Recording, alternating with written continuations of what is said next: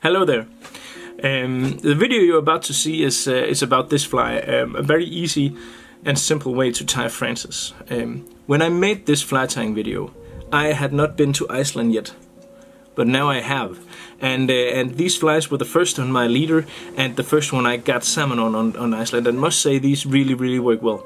They fish a bit deep because of the weight, but that's only an advantage. You fish direct to the fish, and that's very good. You can of course adjust the sizes of these. This is a medium. If you want to fish deeper, you can take a large or an X large. If you want to fish a bit less deep, you can of course take a small.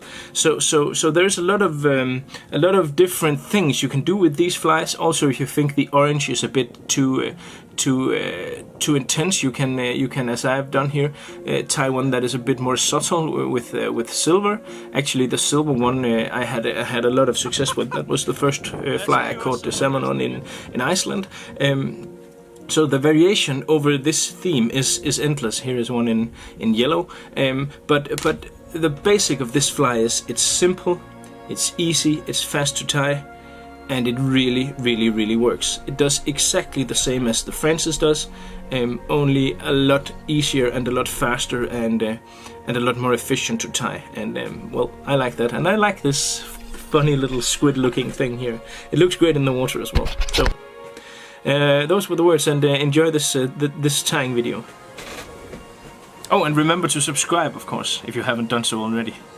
Hello there everyone, today I'm gonna make a Francis. This is a bit of a cheat because, well, basically this is a very easy and easy way to tie a fly that is almost like Francis, but well, it has a bit of a twist. So it's easy as hell, and cuts down on materials used and cuts down on how to do it, and it basically is the same fly as the Francis. First of all, I'm gonna use some brown Arctic fox. Take a small bundle of that, like this.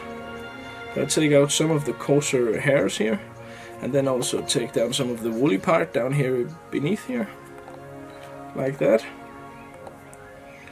And I'm gonna tie this down so it points backwards, like this. Making sure it's all the way around, like that. And then I'm gonna cut off all the leftover stuff here. I don't need that for anything.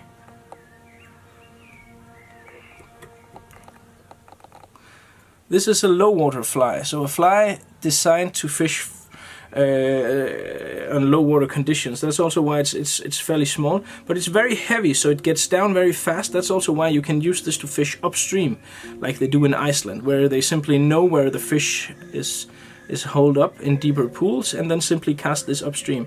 And I saw one of my friends, Søren, last year on Kola, where he did this with a fly of very similar to this one, which he called the control fly. So after he fished down each large pool, he simply took a fly like this and then fished upstream, and he had a lot of success with that. What's one of the secrets to this fly is using 4 antennas, and I take a normal grizzly feather here. I strip off almost all the stuff here on the side, and then I simply cut out on top here. I cut so I have kind of like what looks like a small fin, as you can see here, and I tie 4 of these onto the tube. And it's a good idea to have a bit more sticking out here, so you can actually adjust the length and adjust the angle of these, so they stick out. You want 2 on top that sticks out and 2 underneath that sticks out, so it's kind of like the corners of a perfect square. And as you can see, that one is a bit annoying, so I simply just twist it.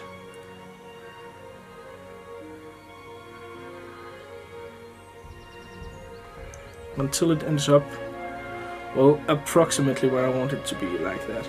So, take 2 more on the lower part, on the underside, like that, twist it till it's where I want it, like so. And then the last one here.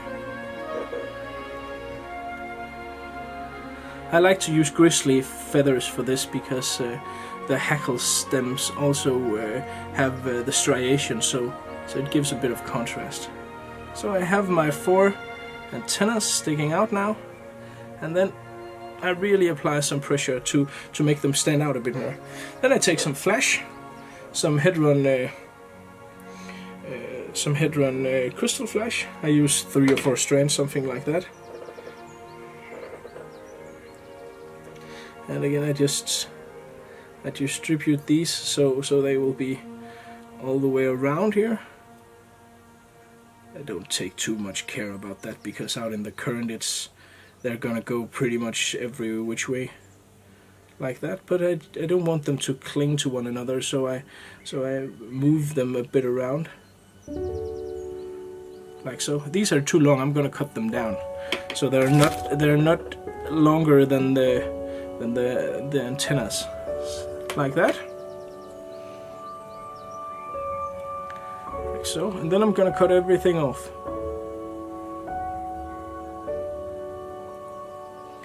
As I was saying, I think that this fly is probably one of the ugliest flies ever made, but for some reason this simply has an enormous appeal to salmon and sea trout.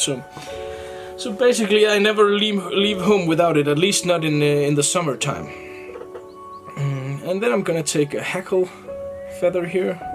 This is from a grizzly orange hackle. You can use all sorts of colors for this. I think the original is made in red, but orange is nice as well. And I've seen a lot of people use a black one as well. So basically the colors that works best on your home waters is the colors you can use. And if you have a lot of stuff laying around fly tying already, you can simply just apply the colors that you find appealing, like that. Oh, there's a bit much hackle here. I'm gonna cut that off even more close, like so.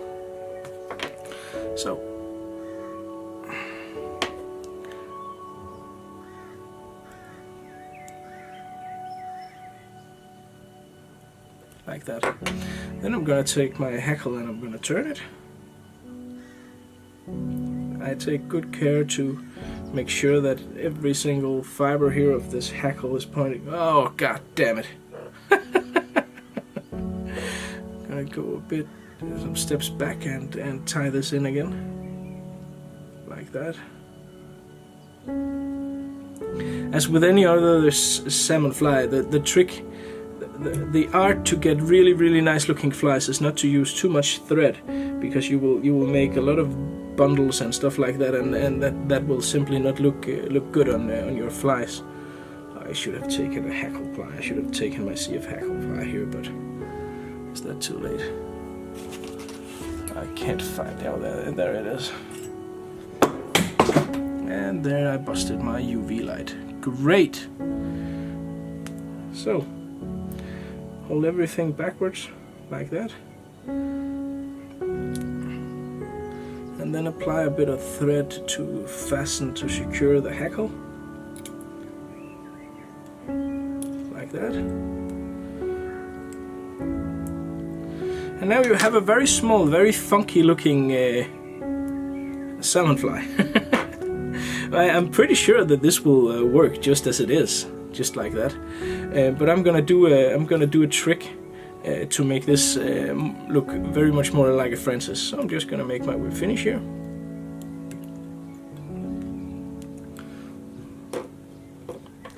Like so. Cut off my thread. Apply some super glue. Not too much, you don't want too much, but you want enough to make sure that everything stays in place. And what I'm going to do now is I'm going to take a Pro Sportsfisher drop weight. And these comes in a lot of different sizes. But what they are is actually they're pretty heavy. heavy weights that you can apply to your fly, and this is going to be the rest of my fly. So this is going to be the body of the fly, and I simply take this. This is a medium, I think, or a small. I think it's a small probably, because this is not going to be a big fly. And then I simply just squeeze it onto there, and because of the super glue, this now sticks, and you have a perfect little Francis that will have the exact same profile as the Francis. Of course, I know that the Francis is thicker down here and then tapers the other way around, but you can simply just turn these over. I just like the look of this as it is now, and well, basically you're done. So that was very few steps to making a fly that in essence is the same as the Francis, and well, it will fish exactly the same way. It looks pretty cool, and works very well. So thank you for tuning in, and remember, of course, to subscribe to my channel. That would mean a lot to me, and well, of course, swing by and see my web shop. Underneath here, there is a link to the complete material list. So if you want to tie this, simply